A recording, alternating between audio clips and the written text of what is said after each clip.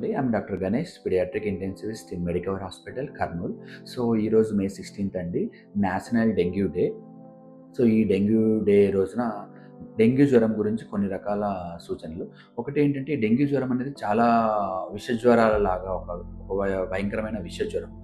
So, దీన్ని రాకుండా మనం ఎలా వచ్చిన తర్వాత ట్రీట్మెంట్ చేసుకునే దానికన్నా, రాకుండా నివారించుకోవడం అనేది చాలా సింపుల్.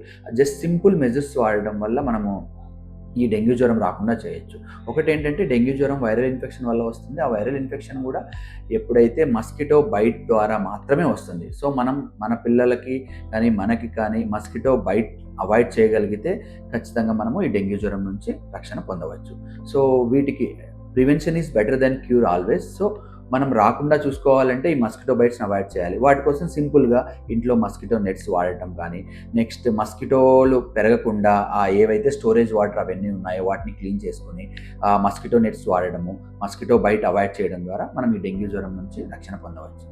Thank you everyone.